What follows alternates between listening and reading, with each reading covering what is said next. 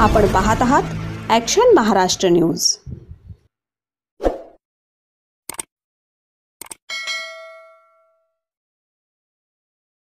नमस्कार, action Maharashtra news चॅनलमध्ये आपलं सगळ्यांचं स्वागत आहे। मनोरुग्णालय परिसरात उपद्रव करणाऱ्यांवर सर्जिकल स्ट्राईक करा, पोलीस आयुक्त अमितेश कुमार यांचे येरोडा पोलिसांना आदेश। भावा बहिणीच्या अतूट नात्यांचा सण रक्षाबंधन या दिवशी बहिणीने हक्कानं भावाकडे ओवाळणी मागायची असते। याच भावा बहिणीच्या नात्यानं प्रादेशिक मनोरुग्णालयाच्या काही बहिणींनी येथे आयोजित करण्यात आलेल्या कार्यक्रमात आयोजक माजी आमदार जगदीश मुळीक आणि पोलीस आयुक्त अमितेश कुमार यांना रुग्णालयाला आवश्यक असणाऱ्या काही वस्तू आणि रुग्णालयाच्या परिसरातील काही समस्या दूर करण्याची मागणी केली।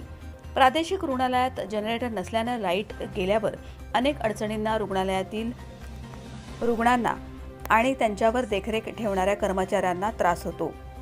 वीज गेल्यावर टॉर्च किंवा मेणबत्तीच्या सहाय्याने रुग्णांवर देखरेख ठेवावी लागते, त्यामुळे जनरेटर उपलब्ध करून द्यावा, तसंच साऊंड सिस्टीमसाठी सहकार्य करावं असं सांगितलं। याचवेळी त्यांनी आळंदी येथील रुग्णालयाच्या प्रवेशद्वारावर झोपडपट्टीतील काही नागरिक कचरा उघड्यावर टाकत असल्यानं हा परिसर कचरा डंपिंग ग्राउंड होऊ लागला आहे। तसंच रात्रीच्या वेळी बाहेर अंधार असल्याचा फायदा घेत काही बाहेरील नागरिक मद्यपान करीत असतात, तसंच गांजा ओढत असतात, त्यामुळे महिला कर्मचाऱ्यांना रात्रीच्या वेळी हा रस्ता सुरक्षित वाटत नाही। या समस्या सोडवण्याचं निवेदन रुग्णालय प्रशासनानं पोलीस आयुक्तांना दिलं।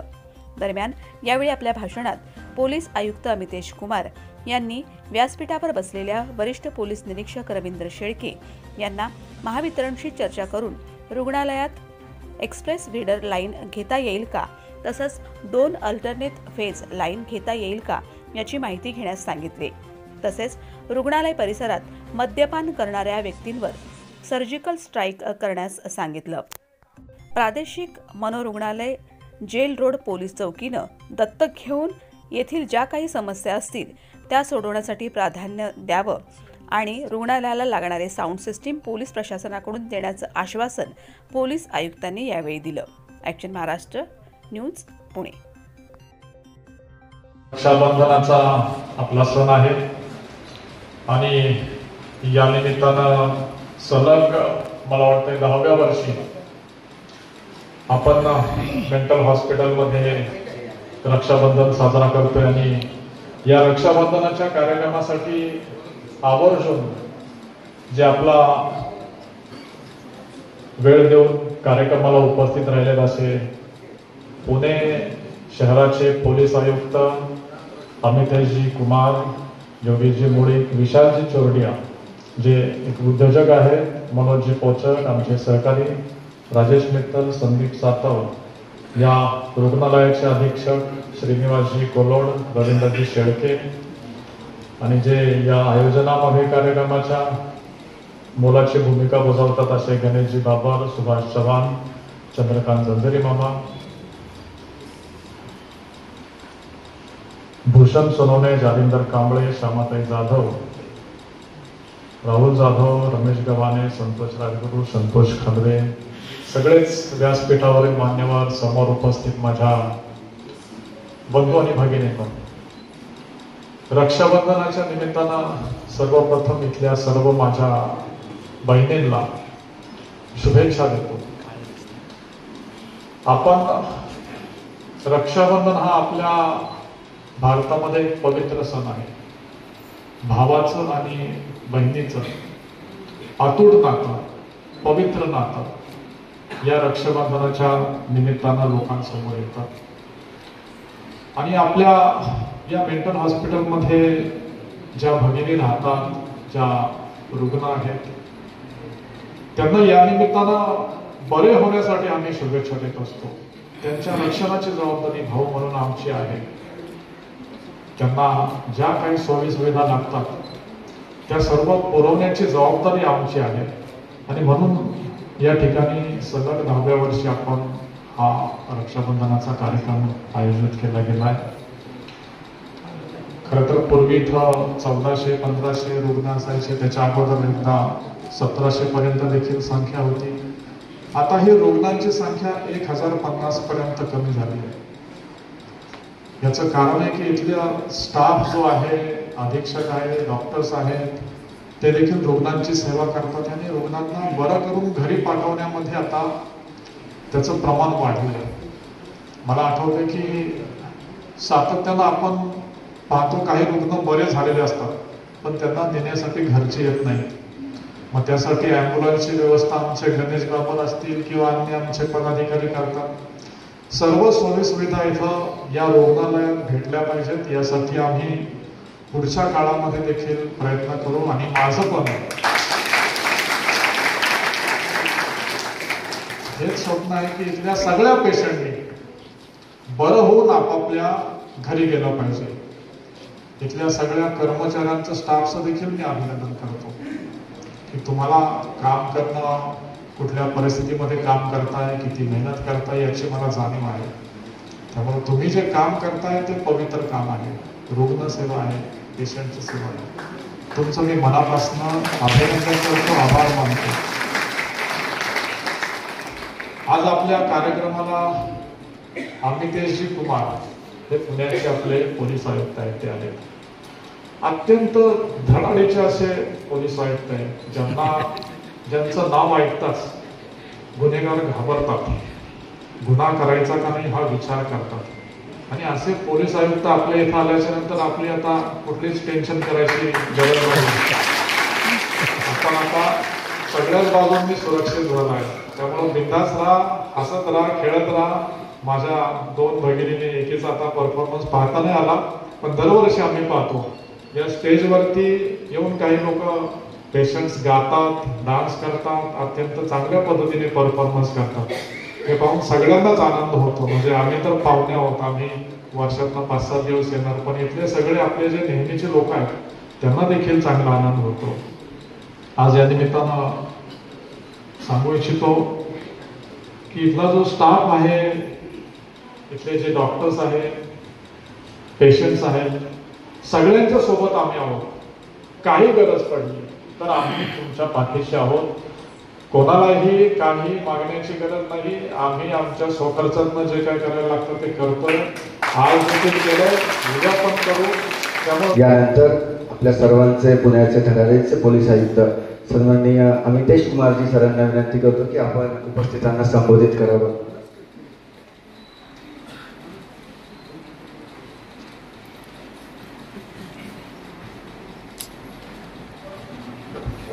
आज या कार्यक्रमास मंचावर उपस्थित आणि या कार्यक्रमाचे आयोजक श्री जगदीशजी मुलिक, या आयोजन समितीचे सर्वांचे लाडके गणेश बाबरजी, चंद्रकांत जंजीरेजी, सुभाष चौहानजी, राहुल जाधवजी, भूषण सोनोने, आज आमच्या सोबत इथे प्रमुख उपस्थित श्री योगेश मुलिकजी, श्री विशाल चोडिया जी, माननीय श्री मनोज पोचट, श्री राजेश मित्तल, श्री संदीप सातव, माननीय श्री सिद्धार्थ धेंडे जी, या परिसराचे, या रुग्णालयाचे सुपरिटेंडेंट श्रीनिवास जी, स्नेहल मॅडम जे आता बोलले येथे स्टेजवर, या कार्यक्रमास उपस्थित सर्व बंधू भगिनींनो आणि विशेष करून या मनोरुग्णालय हॉस्पिटलचे सर्व रुग्ण बंधू भगिनींनो, या हॉस्पिटलचे सर्व डॉक्टर्स, सिस्टर्स, नर्सेस, सर्वप्रथम आपल्या सर्वांना आमचे तर्फे, आमचे पोलीस दलातर्फे, प्रशासनातर्फे रक्षाबंधनची हार्दिक शुभेच्छा, बधाई. आणि आपल्या सर्वांचे तर्फे सर्वप्रथम श्री जगदीश मुलिकजी आणि त्यांचे सर्व सहकार्यांचे हार्दिक अभिनंदन आणि धन्यवाद. अत्यंत चांगला हे कार्यक्रम मागचे 10 वर्षापासून सस्टेनेबल बेसिसवर प्रत्येक वर्षी करत आहे. आणि एक जे त्याने रिलेशनशिप, एक त्याने नाता इथे रुग्णांची, स्टाफची, हॉस्पिटलची, डॉक्टर्सची, नर्सेस, सिस्टर्स सगळ्यांसोबत जे त्यांचे तयार झालेले आहे, खऱ्या अर्थाने अत्यंत अभिनंदनीय आहे. मी त्यांचे हार्दिक अभिनंदन आणि धन्यवाद देतो. आणि विशेष गणेश बाबरजी बद्दल ते त्यांचे एक मुख्य इथे संयोजक म्हणून आहे आणि त्यांचे पूर्ण टीमचे पण एकदा परत हार्दिक अभिनंदन की अशा प्रकारचे विश्वास या परिसराचे सर्व रुग्णांचे आणि डॉक्टर्स, नर्सेस, सिस्टर्स, सुपरिटेंडेंट सगळ्यांचे त्यांच्यावर आहे की प्रत्येक दिवशी दैनंदिनी अडीअडचणीचे आपण निराकरण करत असते. हार्दिक हार्दिक धन्यवाद आणि अभिनंदन. आणि सर्वप्रथम जे आमच्याकडून आणि जगदीश मुलीक साहेबकडून काही मागणी झाली त्या विषयाने आपल्याला 2-4 गोष्टी आम्ही सांगतो. एक सर्वप्रथम जनरेटरची विनंती झाली होती. मी आमचे या परिसराचे प्रभारी अधिकारी श्री शेळके साहेब आहेत. शेळके साहेब थोडं MSCBशी चर्चा करा. इथे हॉस्पिटल आहे, एक्सप्रेस फीडर लाईन करून 2 ऑल्टरनेट फेज लाईन करता येते का, त्यामध्ये काय खर्च येईल ते शासनाकडून करता येते. आणि एक्सप्रेस फीडर लाईन ज्यांच्याकडे hospitals as it is hospitals एक प्रायोरिटी डेस्टिनेशन असते आणि तिथे लोड शेडिंग किंवा इतर ब्रेकडाऊन वगैरे कमी व्हायला पाहिजे या दृष्टिकोनातून एक्सप्रेस फीडर लाईनची आपण व्यवस्था बघा जेणेकरून कायमस्वरूपी हे इलेक्ट्रिसिटीचे प्रॉब्लेम या परिसरात संपायला पाहिजे. आणि आज आम्ही इथे असताना जगदीश मुलीक साहेबांकडून साऊंड सिस्टमची विनंती करण्यात आली. ते आता आम्ही आमच्यातर्फे एक आपल्याला हा पण भरपूर मोठा आहे, आपले फाउंडेशन अत्यंत मोठा आहे, आम्ही आमच्यातर्फे काही CSR वेगळं कोणाकडून बघून आमच्यातर्फे हे साऊंड सिस्टमची व्यवस्था करण्यात येईल हे आम्ही आपल्याला आश्वासन देतो. तिसरी गोष्ट की या परिसरात शेळके साहेब आमचे ठाणेदार साहेब आहे. आपण इथे चौकी कोणता आहे तर जेल रोड चौकीचे इंचार्जला आपण इथे एक भेट त्यांच्यासोबत एक मीटिंग करा. इथे जे काही अडीअडचणी आहे सर्वप्रथम काही 1-2 विषय महानगरपालिकाची जरी संबंधित असतील तर वॉर्ड ऑफिसर सोबत मिळून या परिसराचे पालकत्व म्हणून घेऊन आपल्याला कचरा आणि ओपन भौतिक ते म्हणते ती इमिजिएटली बंद व्हायला पाहिजे. आणि त्यासाठी पोलीस दलांकडून जे काही एन्फोर्समेंट करायची किंवा लोकांचे मन प्रबोधन करायची किंवा काही टेम्पररी टॉयलेटची व्यवस्था करायची किंवा तिथे कचरा गार्बेज व्हॅन्स वगैरे यायचे त्यासाठी आपण जर आपले चौकी इंचार्जला डेली लेवलवर इथे काही कोऑर्डिनेशन करून ते आपण दुरुस्त करा. आणि राहिली शेवटची गोष्ट बहुतेक ते ऑटो रिक्षाज आणि त्यावर दारू आणि गांजा तर आज रात्री इथे सर्जिकल स्ट्राईक करा. अशा काही जे असतील त्याला घेऊन जा. आणि पेट्रोलिंग वगैरे तर गरजेचे आहे परंतु अशा सर्जिकल स्ट्राईक करा इथे की पुढचे कोणी या परिसरात भटकायला पण नाही पाहिजे अशी उपाययोजना करावी. आणि आम्ही आपल्या सर्वांना आश्वासन देतो की या सर्व गोष्टीवर मी व्यक्तिगतरित्याने पाठपुरावा करून आपल्याला नक्कीच परिस्थिती सुधारण्याचे प्रयत्न करू. जर काही नाही झाला तर आम्हाला जगदीश मुलीक साहेब आणि गणेश बाबर आणि त्यांच्या लोकांच्या विनंती राहील की आपण आम्हाला फीडबॅक द्या की काही सुधारला काय नाही सुधारला.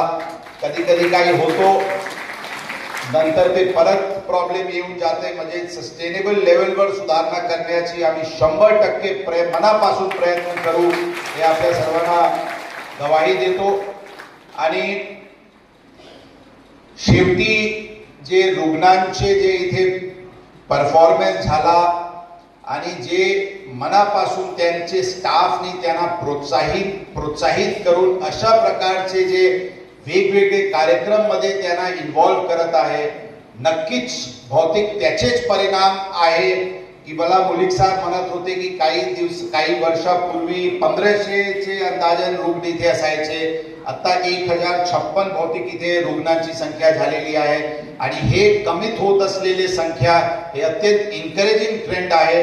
आणि अशाच प्रकारचे म्युझिक थेरपी आणि नवीन जे थेरपीज आणि ऑल्टरनेट सोर्सेस ऑफ हिलिंग आणि ट्रीटमेंट आलेले आहे त्याचे चांगला वापर इथे होत आहे. पुढच्या काळात आणखी वापर होईल आणि सगळे रुग्ण इथून चांगल्या रीतीने सुधरून आपापले घरी आपापले कुटुंबाकडे जातील अशा प्रकारचे शुभेच्छा अशा प्रकारचे आशा आम्ही व्यक्त करतो. परत एकदा आपण अत्यंत चांगले कार्यक्रमात मुलिक साहेब, आपण मला बोलवले, मला इथे आपल्या सोबत इथे सर्वांचे सोबत संवादची संधी दिली. मी आपले हार्दिक धन्यवाद देतो. आणि शेवटी वारंवार मला प्रूव्ह करावं लागते की मराठी येते, बहुतेक येते मला मराठी. धन्यवाद. जय हिंद, जय महाराष्ट्र. माझे सहकारी, अधिकारी आणि माझे रुग्ण, मी अगदी 2 मिनिट बोलणार आहे. मी अमितेश कुमार सरांना सांगू इच्छिते, सर आपण मराठी चांगलं कळतं ना? सर, आतापर्यंत टीव्हीवर तुम्हाला बघायचो गुन्हेगारांना दम देताना, सगळ्यांना सूचना देताना. आज प्रत्यक्षात पाहिलं, छान वाटलं, भेटून आनंद झाला. सर, मोहित साहेबांचा आणि आमचा ऋणानुबंध फार जुना आहे. मोहित साहेबांनी वेळोवेळी आमच्या रुग्णांसाठी आणि त्यांच्या एकंदरीत सगळी परिस्थिती सुधारावी म्हणून आम्हाला बरीच मदत केलेली आहे. आमच्याकडे रोटी मेकर मशीन त्यांनी आम्हाला आणून दिलं, आमच्या ड्रेनेज लाईनमध्ये त्यांची मदत केली. वेळोवेळी दिवाळी असो, राखी असो, ते नेहमी आमच्या रुग्णांबरोबर येऊन ते कार्यक्रम साजरे करतात आणि आमचा उत्साह वाढवतात. थोडक्यात मोहित सर हा आमचा हक्काचा माणूस आहे. आता कसं असतं, एवढा मोठा माणूस जेव्हा असतो तेव्हा त्याचे डावे उजवे हात पण असतात जे त्याचे हात बळकट करतात. त्यांचे अधिकारी, पदाधिकारी असतात, कार्यकर्ते असतात. तसेच एक आमचे बाबरसाहेब आहेत जे मनोरुग्णालयामध्ये मुळीक सरांचे प्रतिनिधी आहेत असं म्हणायला हरकत नाही. आणि बाबरसाहेब हे वेळोवेळी आम्हाला प्रत्येक छोट्या मोठ्या गोष्टीत अतिशय मदत करतात. उदाहरणार्थ, आमच्या रुग्णांची सहल काढायची आहे, त्याची सगळी सोय बाबरसाहेब करतात. त्यांच्या मदतीने आम्ही रुग्णांना इथून बाहेर ट्रिप्सना नेतो. त्याच्यानंतर मध्ये आम्हाला व्यक्तींनी चिकनचं डोनेशन दिलं काही ठराविक पिरियडने रुग्णांना. ते इथपर्यंत आणायचं कसं, पोचवायचं कसं, ती सगळी सोय बाबरसाहेब करतात. जेव्हाही आम्हाला काहीतरी छोट्या मोठ्या कामाची अडचण असते, आम्ही हक्काने बाबासाहेबांना फोन करतो की बाबासाहेब आम्हाला जरा मदत करा, आणि ते नेहमी इथे येतात. बाबासाहेब, आपला हा ऋणानुबंध कायम असाच राहू दे अशी ईश्वराकडे प्रार्थना. त्याच्यानंतर कसं आहे, आज राखीचा दिवस आहे. आज भावाकडून बहिणीला हक्काने ओवाळणी मिळते. बहीण हक्काने म्हणते, दादा मला यावेळेला ही साडी हवी बरं का, किंवा दादा मला यावेळेला हे हवं बरं का. त्या हक्काने मी मुळीक साहेबांना एक निवेदन आमच्या रुग्णाच्या वतीने देते. पाकिट दिसत असलं तरी पाकिट उघडं आहे, त्याच्यामुळे कोणाच्या मनात काही शंका नसावी. अधीक्षकांना विनंती आहे की हे निवेदन त्यांना द्यावं, आणि मी सांगते निवेदनात काय आहे. सत्य बातमीसाठी बघत रहा ॲक्शन महाराष्ट्र न्यूज.